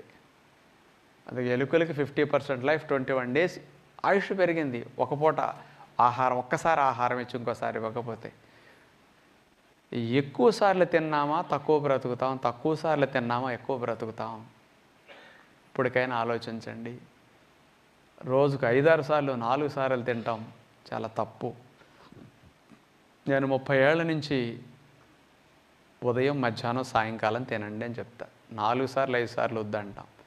ఇంకెవరన్నా మారితే 2 సార్లు అని చెప్తే చాలామంది డాక్టర్లు, ఆ రోజుల్లో చదువుకున్న వాళ్ళందరూ కూడా ఆయన చెప్పినట్టు తింటే అల్సర్లు వస్తాయి, గ్యాస్ట్రిక్ ఇష్యూస్ వస్తాయి, అంత గ్యాప్ అసలు ఇవ్వకూడదు, ప్రతి 2 గంటలకు ఏదో ఒకసారి తినాలి అని చాలామంది తిట్టేవారు. ఈ కాన్సెప్ట్ని తిట్టేవారు, నన్ను తిట్టేవారు, ఫాలో అవుతుంటే మిమ్మల్ని తిట్టేవారు. డాక్టర్లు అందరూ కూడా ఇలాంటివన్నీ ఇప్పుడు బయటకు వచ్చాక ఆ రోజు నుంచి మేము చెప్పేది ఎంత కరెక్టో, అస్తమానం 2 గంటలకు ఒకసారి తినటం అనేది ఎంత రాంగో ఇప్పుడు చెప్తున్నారు, తప్పని. అందుకని ఇప్పుడు మనకు కూడా గ్యాస్ట్రోఎంట్రాలజిస్ట్ నాగేశ్వరరెడ్డి గారు వాళ్ళు ఇచ్చిన ఈ మధ్య పరిశోధనలన్నీ కూడా ఇంటర్మీడియట్ ఫాస్టింగ్ బెస్ట్ రిజల్ట్స్ ఇస్తుంది. నైట్ అస్సలు తినకండి, 16 గంటలు నోటికి తాళం వేయండి, ఉపవాసం చేయండి. ఈ మధ్య కూడా పేపర్లో వచ్చినాయి ఆర్టికల్స్ ఆయన. మరి వీళ్ళంతా ఆ రోజుల్లో ఇట్లాంటి కాన్సెప్ట్ లేదు, 2 గంటలకు ఒకసారి ఎక్కువసార్లు తినే కాన్సెప్ట్, అది మార్చుకోవాల్సి వచ్చింది. న్యాచురోపతి ప్రిన్సిపల్ ఇది. నేను చెప్పింది అప్పుడు తప్పు అన్నారు, ఇప్పుడు అదే కరెక్ట్ అని అందరికీ అర్థమవుతున్నది. అంత మంచి సైన్స్ ఇది. అందుకని ఇక్కడి నుంచి అందుకనే మీకు ఉదయం, మధ్యాహ్నం, సాయంకాలం పర్వాలేదు, కానీ మారండి రోజుకు 2 సార్లు. ఏకభుక్తం యొక్క పవర్ ఏంటి అనేది ఋషులు కొటేషన్ రూపంలో వాళ్ళు ఆచరించి అనుభవించి ఇచ్చారు. ఏకభుక్తే సదా యోగి. యోగులందరూ కూడా ఒకసారి మాత్రమే భుజిస్తారు, అందుకని వాళ్ళు 150 ఏళ్ళు బ్రతికారు. ద్విభుక్తే సదా భోగి.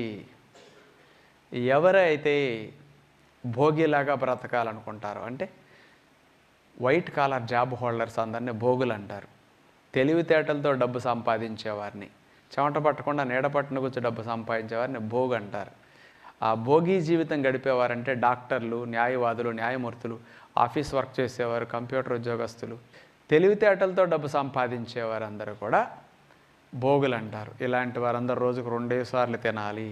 అంటే మనలాంటి వారందరికీ ఎలిజిబిలిటీ 2 సార్లు అని ఇచ్చారనమాట. ఎప్పుడు ఎన్ని వందల సంవత్సరాలు నటించి కొటేషన్స్ అని ఇవన్నీ, ఇవి కూడా మనం పట్టించుకోవట్లేదు ఈ రోజుల్లో. యోగిలా బ్రతకాలంటే ఒకసారి తిను, భోగిలా ఆనందంగా బ్రతకాలంటే 2 సార్లు తిను. 3 సార్లు తిన్నావా త్రిభుక్తే సదా రోగి. ఎప్పుడు రోగే. మనం ఫాలో అవుతున్నది సదా రోగి ప్రిన్సిపల్. ఇప్పుడు 3 సార్లా, 4 సార్లు, 5 సార్లు. అందుకని మారండి. 2 సార్లు, ఒకసారి. ఇది చాలా మంచి ప్రిన్సిపల్. ఇప్పుడు ఏకభుక్తం చేస్తే ఇంత మంచిది అని మామూలుగా ఆరోగ్యం కోసం చెప్తే ఎవరు వినరని మన బలహీనత మన ఋషులకు తెలుసు. అందుకని మన గైడ్లైన్స్లో ఎలా డిజైన్ చేసి అందించారో తెలుసా?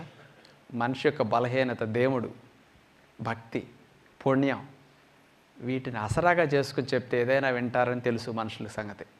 అందుకనే ఏకభుక్తాన్ని ఎట్లా ఇంట్రడ్యూస్ చేశారో తెలుసా? కార్తీక మాసం 30 రోజులు ఏకభుక్తం సచ్చినట్టు చేసేస్తారు శివుడి కోసం. మామూలుగా తినమంటే ఉండరు. అందుకని కార్తీక మాసం 30 రోజులు అట్లా పెట్టారు. నెక్స్ట్ 13 రోజులు కర్మకాండాలు చేసేటప్పుడు ఏకభుక్తం. కరెక్టా కాదా ఇది? 13 రోజులు ఏకభుక్తం. నెక్స్ట్ 3వది, ప్రతి శనివారం ఉపవాసం అన్నా చేయండి, లేదా ఏకభుక్తం అన్నా చేయండి. ఆచారాల్లో ఉందా లేదా? మరి వాళ్ళందరూ ఎందుకు ఫాలో అయ్యారు? ఏ సైన్స్ లేని రోజుల్లో వాళ్ళందరిని రక్షించిన ఏంటనుకున్నారు మరి? ఇవి. నెక్స్ట్ ఏకాదశికి ఉపవాసం చెప్పారు, ద్వాదశికి ఒంటి పొద్దు అంటారు. గుర్తొచ్చింది అప్పుడు? ద్వాదశికి అంటే ఏకాదశి నెక్స్ట్ డే ఒంటి పొద్దు. ఇన్ని రూపాల్లో పూజలప్పుడు కూడా ఏకభుక్తం. 12, 1 గంట 2 అవుతుంది పూజ అయ్యేసరికి. అప్పుడు దాకా ఒట్టి నీళ్ళ మీద ఉండి పూజ చేస్తారు. పూజ అయ్యాక ఒక్కసారి తింటే మళ్ళీ నెక్స్ట్ డే దాకా ఇక తినరు. రేపు తద్దినం పెట్టాలి, పంతులు గారు చెప్తారు, ఈరోజు మీరు ఏకభుక్తం అండి అంటారా లేదా? ఎంత ఆచారాల్లో డిజైన్ చేసి అందించారు. ప్రపంచంలో ఒక్క కంట్రీకి ఉందండి అదృష్టం, ఒక ఇండియాలో ఉంది ఇదంతా. ఏకభుక్తం మీరు వారానికి 1 రోజు చేస్తే మంచిది. ఎప్పుడు చేయాలి? ప్రతి ఆదివారం ఆదివారం మీరందరూ ఏకభుక్తం చేయాలి. ఆదివారం అనేసరికి అందరూ ఒకసారి షాక్ అయినట్టున్నారు, ఏంటి ఆదివారం చెప్పాడు ఈయన అని. ఆదివారమే నేను ఎందుకు చెప్పాను అంటే, మీరు ఎంజాయ్ చేసే ఫుడ్ని, బ్యాడ్ ఫుడ్ని, టేస్ట్ ఫుడ్ని ఆదివారమే తింటారు. కాబట్టి అలా తినటమేటో మానరు కాబట్టి ఆ తినేదాన్ని ఏదో ఒకసారి తింటే దోషం తగ్గిపోతుంది, గ్యాప్ ఎక్కువ ఇస్తే క్లీన్ అవుతుంది. అందుకని మీకు సైడ్ ఎఫెక్ట్స్ రాకుండా హెల్తీగా ఉండాలంటే ఆదివారం ఆదివారం ఏకభుక్తం చేయండి. ఆదివారం ఏకభుక్తం ఎలా చేయాలంటే, ఉదయం లేటుగా లెగుస్తారు, నీళ్లు తాగండి, 1.5 లీటర్ దొడ్లోకి వెళ్ళండి. ఇక 9ంటికి ఎప్పుడో వంట మొదలెట్టుకోండి. ఆ రోజు ఆదివారం నాడు ఎన్ని రకాలు తినాలనుకుంటున్నారో, ఉదయం మధ్యాహ్నం సాయంకాలం 3 పూట్ల రకరకాల కోరికలు ఉన్నాయో అవన్నీ 9ంటికి నుంచి వంట మొదలెట్టండి. 1 గంట దాకా వండుతూ ఉండండి, కానీ మధ్యలో నాకకూడదండి. మొత్తం వంట చేసుకుంటూ 11:30కి మరోసారి నీళ్లు త్రాగండి, 1.5 లీటర్. రెండోసారి దొడ్లోకి వెళ్ళండి, కంప్లీట్గా ప్రేగులు క్లీన్ చేసుకోండి. తేనె నీళ్ళు కానీ జ్యూస్ కానీ ఏం ముట్టుకోవద్దు, ఒట్టి నీళ్లతో వాటర్ ఫాస్టింగ్ మధ్యాహ్నం 1 గంట దాకా చేయండి. ఆకలి రంకెలు వెయ్యాలి, పేగులు మెలికిలు పడాలి, ఆహారం కావాలని. నిజముగా అంత ఆకలేసినప్పుడు తింటే స్వర్గం కనపడుతుంది. అంత గ్యాప్ ఇవ్వాలి ఎప్పుడు కూడా. అలా బాగా కడుపు మార్చి మధ్యాహ్నం 1 గంటకి పెద్ద అరిటాకు తెచ్చుకోండి. 2 ఆకులు కలిపిన ఒక ఆకు ఉంటుంది పొడవుగా, ఎందుకంటే అన్ని రకాలు కదా మనం వండుకునే ఆదివారం. అన్నీ వడ్డించుకోండి. వడ్డించేటప్పుడు కూడా నాకూడదు, మళ్ళీ మొత్తం వడ్డించేదాకా చూస్తూ ఉండాలి వాటిని. అప్పుడు ప్రిపరేషన్, హార్మోన్స్ తయారవ్వాలి. అట్లా చూస్తుంటే, వాసన పీలుస్తుంటే పోయి రగులుకుంటుంది. ఈలోపు 5-10 నిమిషాల్లో చూస్తూ ఉండండి. మొత్తం అయ్యాక మొదలెట్టండి. ఒక చివరమ్మట సరిగ్గా కూర్చుని తినండి. సగం తిన్నాక ఆకు మధ్యలో జరగండి, సగం తిన్నాక ఆకు ఈ చివరికి జరగండి. కావాలంటే ఓపికంటే లేవండి, లేకపోతే అక్కడ పడేది వల్లండి, అంతే. మళ్ళీ రేపుడి దాకా తినేది లేదు. కడుపు నిండా శుభ్రంగా తిని గంటన్నర సేపు తినండి. డబుల్ పడుతుంది ఫుడ్ ఆ రోజున. ఎంత రుచిగా ఉంటుందంటే, పుట్టాకెప్పుడు ఇంత రుచిగా ఫుడ్ ఎప్పుడు మీరు తినండి. నిజమైన రుచి పదార్థాలు అనేక సార్లు తిన్నారు ఆ పదార్థాలు, కానీ ఇప్పుడున్న రుచి ఇంతకుముందు ఎప్పుడు మీరు అనుభవించి ఉండరు. కారణం ఆకలి. అందుకని ఏకభుక్తం అట్లా చేసినప్పుడు ఆ ఫ్యాట్ కానీ, ఎక్సెస్ ఫుడ్ తిన్న క్యాలరీస్ కానీ ఇవన్నీ కూడా రేపట్లో క్లియర్ అయిపోతాయి. కాబట్టి మనకు జబ్బులు రావు, బరువు పెరగవు. అందుకని సండే ఏకభుక్తం చాలా బెస్ట్ ఈ రోజుల్లో ఎంజాయ్ చేసినప్పుడు. అందుకని ఇప్పుడు నేను నెలలో 3-4 సార్లన్నా ఏకభుక్తమే, 3-4 టైమ్స్. ఇప్పుడు మొన్న 16వ తేదీ ఏకభుక్తం చేశా. అట్లా ఒకసారి షూటింగ్ లేట్ అవుతుంది, షూటింగ్లో ఉన్న రోజులు ఏకభుక్తం చేస్తుంటే ఎక్కువ. మళ్ళీ 1వ తేదీ ఏకభుక్తం. నెలకు 5-6 సార్లన్నా ఏకభుక్తం చేస్తుంటాం, 1-2 సార్లు ఉపవాసం చేస్తుంటాం. అంటే అసలు సిక్ అవ్వకుండా బాడీ మెయింటెనెన్స్కి అనమాట. బాడీ మెయింటెనెన్స్కి ఏకభుక్తం, ఫాస్టింగ్ ఇవన్నీ ఉపయోగపడతాయి. లాస్ట్ విషయం 5 మినిట్స్. ఇది ఎంత లంకణం, పరమౌషధం మన ఋషులు చెప్పింది. సైంటిస్టులు ఎట్లా నిరూపించారో ఇప్పుడు చూద్దాం. అంటే మన ఋషులు ఎంత అడ్వాన్స్డ్ సైంటిస్టులో ఈరోజు ఈ విషయం ఏంటో తెలుస్తుంది అనమాట. లంకడం పవర్ ఏంటో తెలుస్తుంది ఇక్కడ.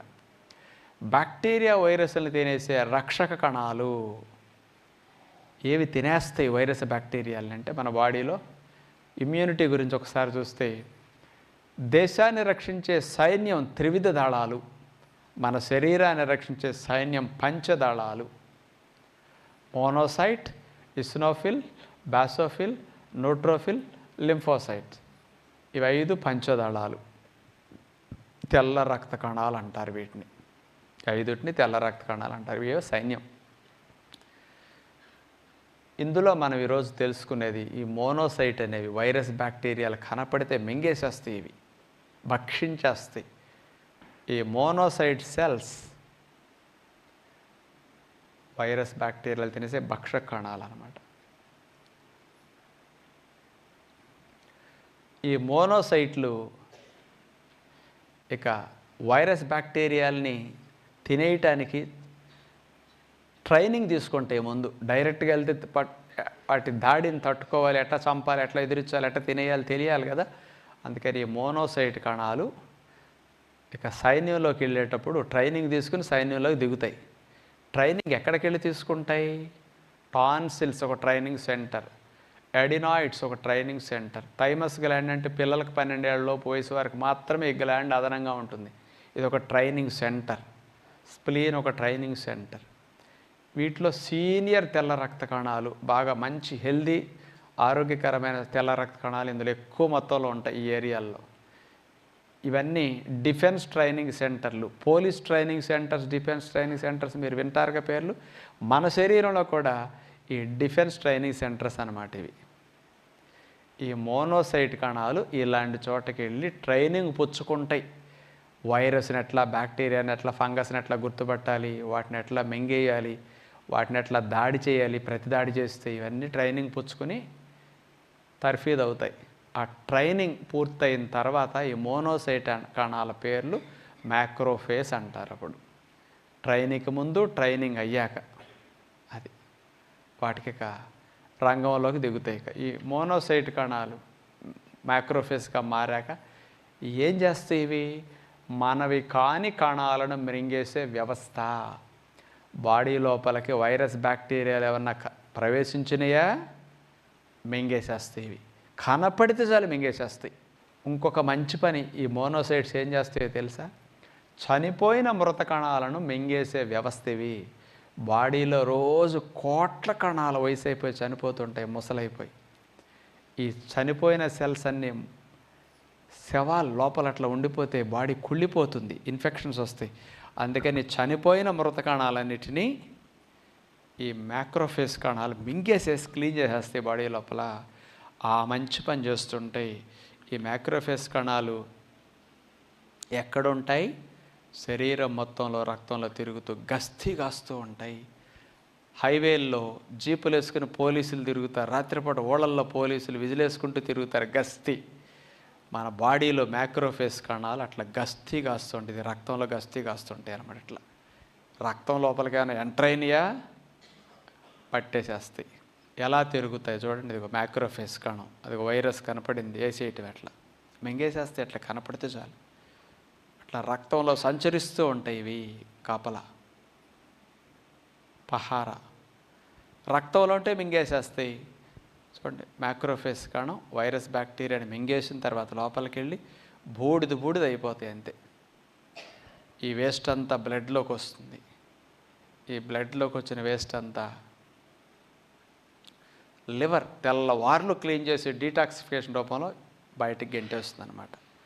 అది అందుకని ఏ రోజుకి ఆ రోజు బాడీలో వచ్చే వైరస్ బ్యాక్టీరియాలు, చచ్చిపోయిన మృత కణాలన్నింటినీ మ్యాక్రోఫేజ్ కణాలు తినేసి భస్మం చేసేసి ఆ వేస్ట్ అంతా వదిలేస్తాయి. ఆ వేస్ట్ లివర్ క్లీన్ చేయాలి, ఎప్పటికప్పుడు యూరిన్లో మోషన్లో పెట్టి లివర్ బయటికి పంపించేస్తుంది. మళ్ళీ ఎవరైతే రాత్రిపూట రెస్ట్ ఇస్తారో వాళ్ళకి లివర్ ఈ వేస్ట్ అంతటిని క్లీన్ చేసేస్తుంది. లేదు మీరు నైట్ తింటారు, ఈ బ్లడ్లోకి వచ్చిన వేస్ట్ అంతా బ్లడ్లో ఉండిపోతుంది, బాడీలో ఉండిపోతుంది, క్లీన్ అవ్వదు. ఇక రక్తంలో నుంచి అయితే మింగేస్తాయి. కణాల లోపలికి వెళ్ళిపోయినాయి. మ్యాక్రోఫేజ్ కణం తినేలోపు తప్పించుకుని సెల్స్ లోపలికి వెళ్ళిపోయింది వైరస్ బ్యాక్టీరియా. అప్పుడు సెల్ పైకి కొన్ని గుర్తులు వస్తాయి, నా లోపల వైరస్ వచ్చేసింది, నన్ను రక్షించండి అని.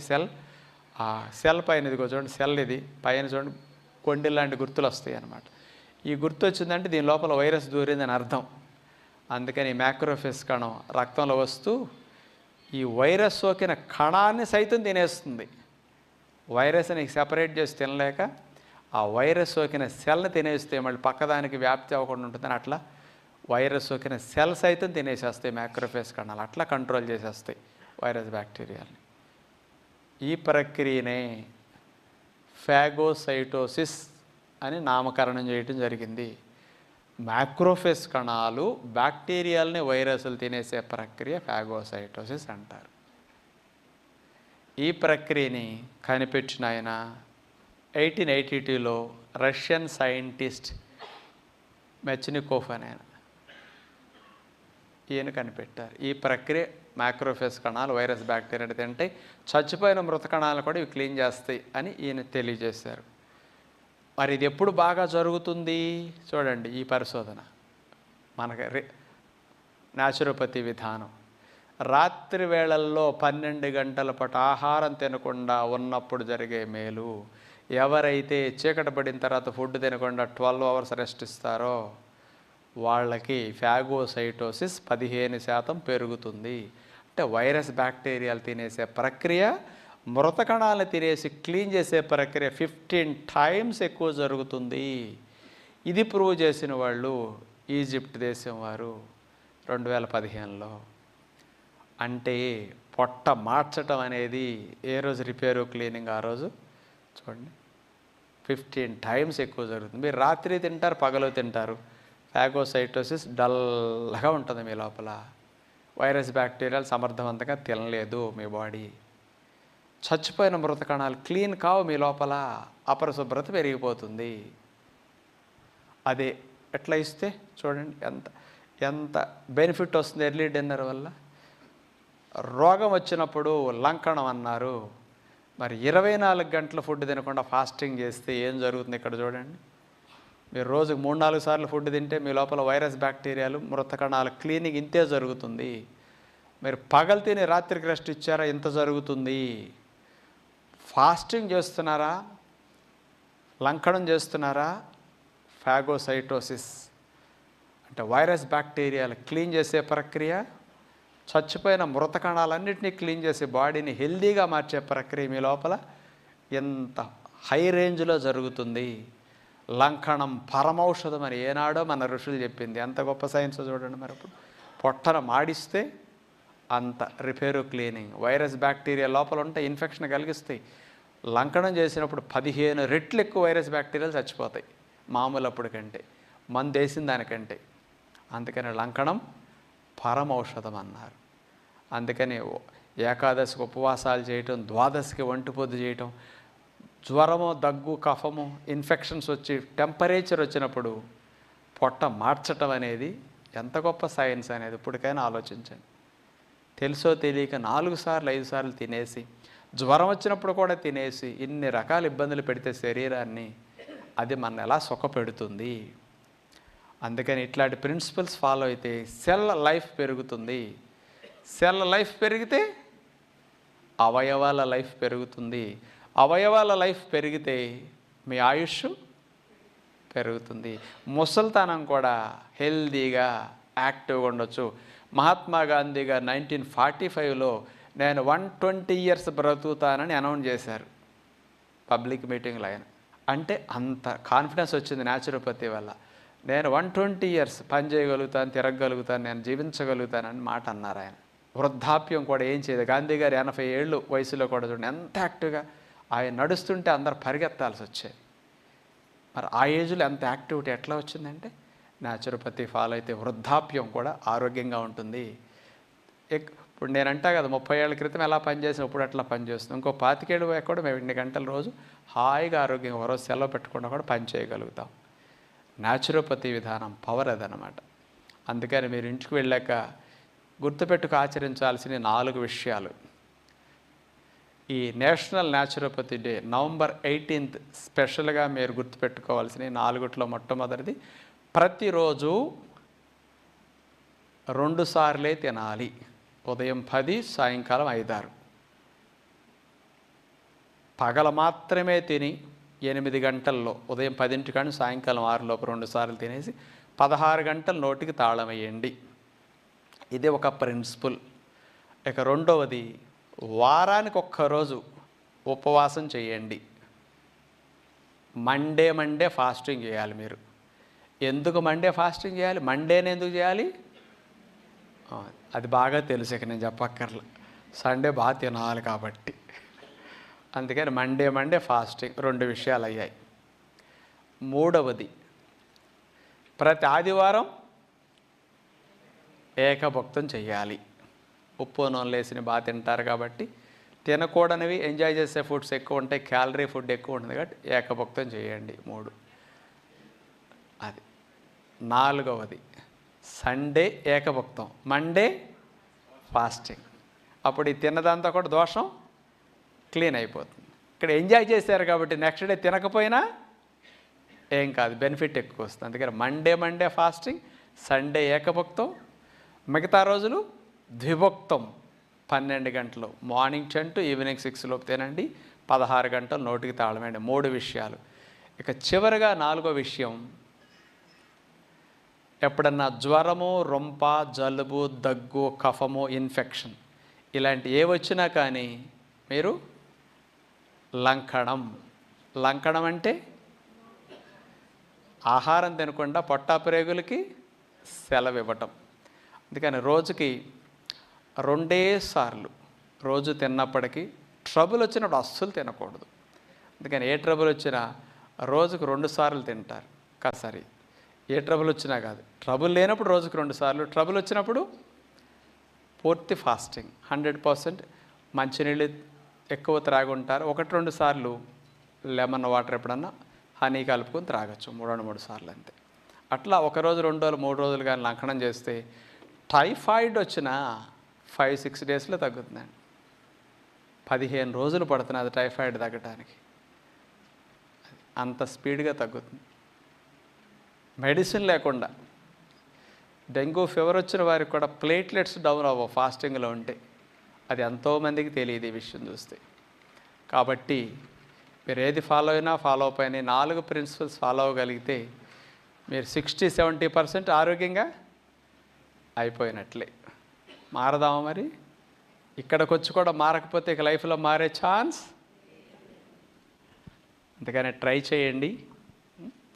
అందుకని మరొకసారి ఊరికే అందరూ శుభాకాంక్షలు అనుకుంటాం, నోటి వరుసగా శుభాకాంక్షలు అనుకుంటే ఏం శుభంగా ఉంటామండి? ఫాలో అవ్వకపోతే నేను ఉండను, విని ఆచరించకపోతే మీరే ఉండరు. అందుకని ఆచరణే శుభాకాంక్షలక. అందుకని ఆచరణకు మించిన పవర్ ఇంకొక దాంట్లో లేదు. అందుకని మీరందరూ హాయిగా ఉండాలంటే మీరు మారండి, మీ పిల్లల్ని మీరు మార్చుకునే ప్రయత్నం చేయండి. మరొక్కసారి అందరికీ 7వ ప్రకృతి వైద్య దినోత్సవ నేషనల్ న్యాచురోపతి డే శుభాకాంక్షలు మరొకసారి తెలియజేస్తూ నమస్కారం.